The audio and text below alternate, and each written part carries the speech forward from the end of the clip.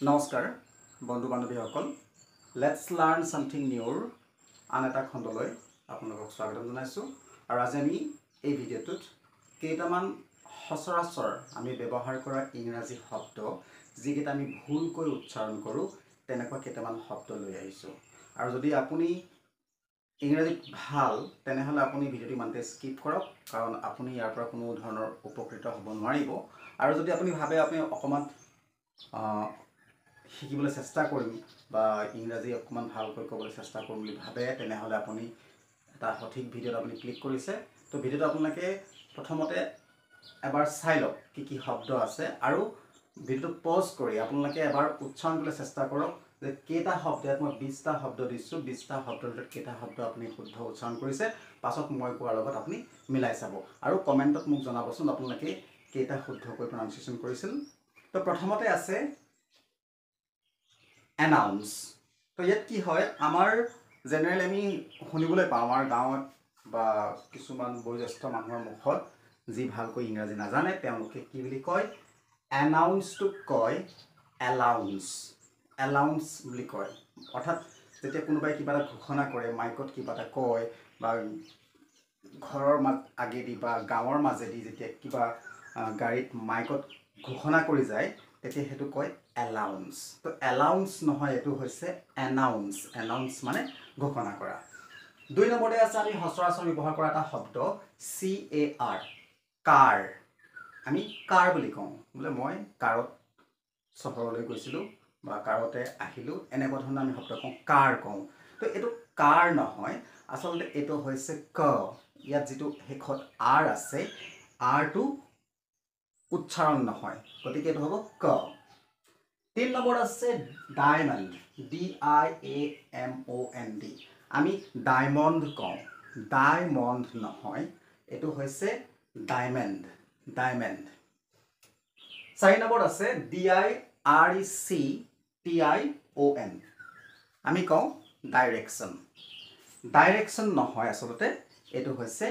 Direction তো ইয়াৰ শুদ্ধ উত্তৰটো হৈছে উচ্চাৰণটো হৈছে ডিৰেকশ্যন ডিৰেকশ্যন মানে দিশ বা নিৰ্দেশনা 5 নম্বৰ আছে EDUCATION বা EDUCATU হ'ব পাৰে এই দুইটা শব্দৰ ক্ষেত্ৰত প্ৰায় শুনিবলৈ পোৱা যায় যে এডুকেশ্যন বা এডুকেট আচলতে ইয়াৰ শুদ্ধ উচ্চাৰণটো হৈছে এডুকেশ্যন DUটোৱে জ উচ্চাৰণ কৰে এডুকেশ্যন বা এডুকেট তো আমি এই ধৰণে ক'ব লাগিব তাৰপিছত আছে 6 নম্বৰত GODOWN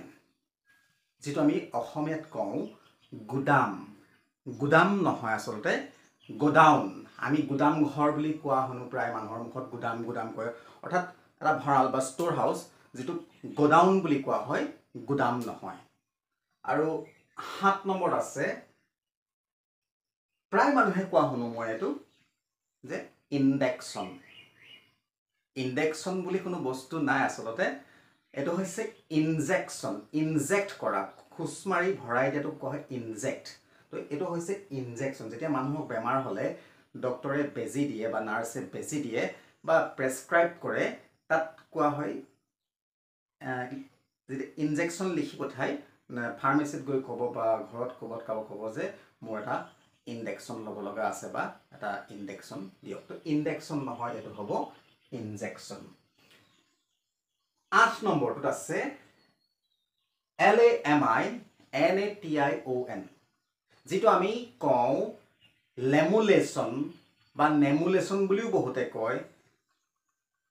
আচলতে হয় লেমিনেশ্যন লেমিনেশ্যন যেতিয়া আমি কিবা কাগজ এখন আমাৰ দৰকাৰী কিবা ডকুমেণ্ট হওক বা কিবা চাৰ্টিফিকেট হওক যেতিয়া আমি তাক এটা প্লাষ্টিকৰ আৱৰণেৰে মেৰিয়াবলৈ বিচাৰোঁ আমি কোনো দোকানত যাওঁ আৰু আমি যে কওঁ দাদা এখন আমাক লেমিনেশ্যন কৰি দিয়ক কিন্তু লেমিনেশ্যন বুলি বহুতে নকয় বহুতে কয় লেমুলেশ্যন লেমুনেশ্যন বা নেমুনেশ্যন বুলিও মই কোৱা শুনিছোঁ তো এইটো নহয় আচলতে ইয়াৰ শুদ্ধ উচ্চাৰণটো হৈছে লেমিনেশ্যন লেমিনেট মানে কভাৰ আপ কৰা 9 নম্বৰত আছে POLISH যিটো মই সবকে নাই কোৱা আকৌ দেই এই ভিডিঅ'টোত যে মই যিখিনি কথা কৈ আছোঁ যে সকলোৱে ভুলকৈ কয় তেওঁলোকক তেনেকৈ কোৱা নাই কিছু সংখ্যক মানুহে কয় গতিকে এই ভিডিওটোৰ জৰিয়তে যদি আপোনালোকে তেওঁলোকক যদি আপোনাৰ ওচৰে পাজৰে বা কাষত কোনোবা মানুহ আছে হয়তো আপুনি পোনপটীয়াকৈ ক'বলৈ বেয়া পাবও পাৰে যে এইটো আপোনাৰ ভুল হৈছে এনেকৈ কওক বুলি তেতিয়া আপুনি সেইজন ব্যক্তিলেও এই ভিডিওটো আপুনি শ্বেয়াৰ কৰিব পাৰে এইটো যিটো আছে POLISH যিটো আমি ভুলকৈ কওঁ উচ্চাৰণ কৰোঁ সেইটো হৈছে পালিছ পালিছ শ্বু পালিছ আমি জোতাৰ যে পলিছ কৰোঁ এইটো পালিছ নহয় আচলতে এইটো পলিছ 10 নম্বৰটো আছে PUNCTURE পামচাৰ যেতিয়া আমাৰ চাইকেলৰ চকা ফুটে বা গাড়ীৰ চকাৰ গজাল সোমাই মানে হাৱা যায় তেতিয়া আমি কি বুলি কওঁ পামচাৰ তো এইটো পামচাৰ নহয় এইটো হৈছে পানচাৰ পানচাৰ আৰু 11 নম্বৰ আছে PUNISHMENT পালিছমেণ্ট তো পালিছমেণ্ট নহয় এইটো হৈছে পানিছমেণ্ট মই প্ৰায় শুনো মানুহৰ মুখত যিহেতু মই গাঁৱলীয়া এটা অঞ্চলত বাস কৰোঁ তো ইয়াৰ যিবিলাক মানুহ আছে তেওঁলোকৰ মুখতো মই প্ৰায় শুনিবলৈ পাওঁ যে পালিছমেণ্ট তো পালিছমেণ্ট নহয় পালিছমেণ্ট বুলি কোনো ৱৰ্ড নাই ইংৰাজীত পালিছমেণ্টৰ কোনো শব্দই নাই পালিছমেণ্ট নহয় এইটো হৈছে পানিছমেণ্ট আৰু 12 নম্বৰ যিটো আছে PRESSURESTROKE এইটো একেলগে নধৰাৰ কাৰণে মই দুটা বেলেগ শব্দ হয় তলত লিখি দিছোঁ তো এইটো হৈছে প্ৰেছাৰ ষ্ট্ৰোক কিন্তু আমাৰ মানুহে কোৱা শুনো বা প্ৰায় মই দেখা পাইছোঁ যে মানুহে কয় এনেকৈ যে প্ৰেছাৰ ষ্টক বুলি কৈ দিয়ে ষ্টক মানে জমা হোৱা বুজায় জমা কৰা ষ্টক নহয় প্ৰেছাৰ ষ্ট্ৰোক প্ৰেছাৰে আঘাত কৰে কোবাই তো সেইটো কাৰণে কোৱা হয় এইটো প্ৰেছাৰ ষ্ট্ৰোক এইপিনে আছে RESTAURANT যেটা আমি কওঁ ৰেষ্টুৰেণ্ট নহয় আচলতে এইটো শেষৰ যিটো টি আছে এই টিটো আমি উচ্চাৰণ কৰিব নালাগে এইটো হয় ৰেষ্ট্ৰ 4 নম্বৰ যিটো আছে SUSPEND যেটা আমি কওঁ সসপেন তো যেতিয়া কাৰোবাক চাকৰিৰ পৰা নিলম্বন কৰা হয় তেওঁক কোৱা কি বুলি কোৱা হয় সসপেন্ড কৰিলে বোলে আমুকক সসপেন্ড কৰিলে সসপেন্ড নহয় আচলতে সাসপেন্ড বা সাসপেনশন আৰু 15 নম্বৰ আছে সুপাৰিনটেন্ডেন্ট শুদ্ধনে বাৰু সুপাৰিনটেন্ডেন্ট নহয় এই ওয়াৰ্ডটোতে স্পষ্টকৈ আছে সুপাৰিনটেন্ডেন্ট তো আমি ক'ব লাগিব সুপাৰিনটেন্ডেন্ট কিন্তু কথাটো কি হ'ল যেতিয়া স্পিড কৈ দিয়া হয় নহয় কেতিয়াবা সেই টেন শব্দ থাকি যায় মাজৰ যিটো টেন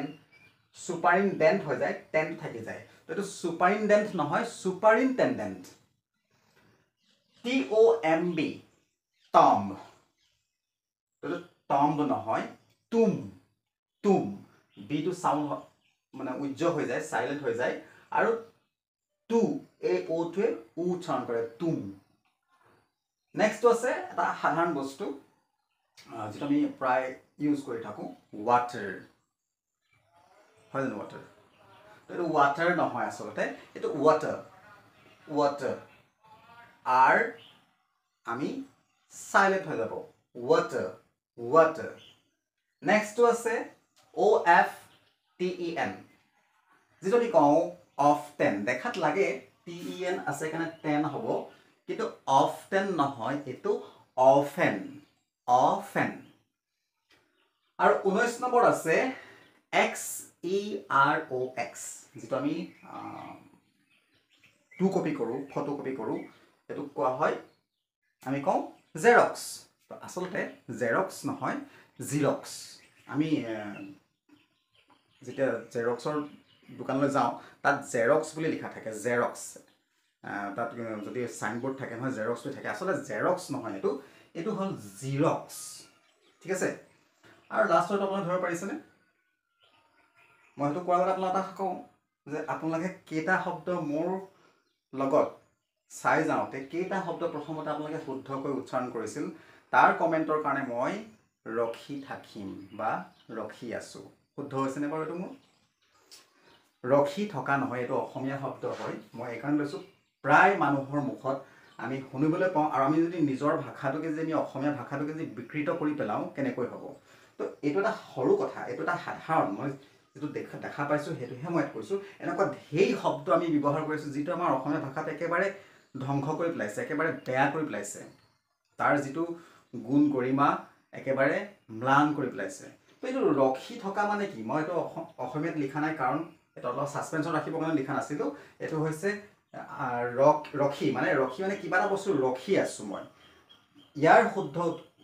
উচ্চাৰণটো হ'ব, অৰ্থাৎ এইটো শব্দ নহয় ৰৈ। মই আপোনালোকৰ কমেণ্টৰ বাবে ৰৈ থাকিম, অৰ্থাৎ অপেক্ষা কৰি থাকিম। ৰখি থকা মানে গৰু ছাগলী ৰখি থকা, চাই থকা, নজৰ দি থকা। ৰৈ থকা মানে কাৰোবাৰ বাবে অপেক্ষা কৰা। তো অপেক্ষা কৰা আৰু কিবা এটা বস্তু তদাৰক কৰি থকা পাৰ্থক্য আছে। চ' আপোনালোকে যদি কৈছে, আগে পিছে যদি এনেকৈ কৈছে, বন্ধ কৰক কোৱাটো, কাৰণ নিজৰ ভাষাটো আমি নিজে সদায় বচাই ৰাখিব লাগিব। আৰু যিসকলে এনেকৈ কয়, অন্ততঃ ৰখি আছোঁ বুলি যদি কোনোবাই কয়, তেওঁলৈ এই ভিডিঅ'টো শ্বেয়াৰ কৰক, যে তেওঁ গম পাওক যে হয়তো তেওঁ অজানিতে কৰিছে বা হয়তো তেওঁ কেতিয়াবা মানুহৰ মুখে মুখে কৈ প্ৰেক্টিছো হৈ যায়, মানে অভ্যাসগত হৈ যায়। যি কি নহওক, সেই অভ্যাসবিলাক আমি সলনি কৰিব লাগে। আৰু ৰখি নহয়, মই সকলোকে অনুৰোধ কৰিছোঁ, কাৰোবালৈ যদি আপুনি বাট চাই আছে, ৰৈ থাকিম বুলি ক'ব। মই ৰখি থাকিম বুলি কেতিয়াও নক'ব। যদি কিবা এটা বস্তু আপুনি চাই আছে, নজৰ দি আছে, তত্ত্বাৱধান কৰি আছে, তেতিয়া আপুনি কওক যে মই ৰখি আছোঁ, মই ল'ৰাটো ৰখি আছোঁ, কেঁচুৱাটো ৰখি আছোঁ, বোলে মই ছাগলী ৰখি আছোঁ, বাৰীখন ৰখি আছোঁ। এনেকুৱাত আপুনি ৰখি ব্যৱহাৰ কৰক, কিন্তু কাৰোবাৰ কাৰণে অপেক্ষা কৰাত কেতিয়াও আপুনি ৰখি ব্যৱহাৰ নকৰিব, মুঠেই ভাল নালাগে। আৰু যদি ষ্টাইলতো কয় নহয়, তেতিয়াও শুনিবলৈ বহুত বেয়া লাগে। চ' আজিলৈ ইমানতে ভিডিঅ'টো এৰিছোঁ, আৰু লেটছ লাৰ্ণ ছামথিং নিউৰ আন এটা খণ্ডত আকৌ আপোনালোকক লগ পাম তাৰ প্ৰতিশ্ৰুতিৰে আজিলৈ ইমানতে শেষ কৰিছোঁ। ধন্যবাদ।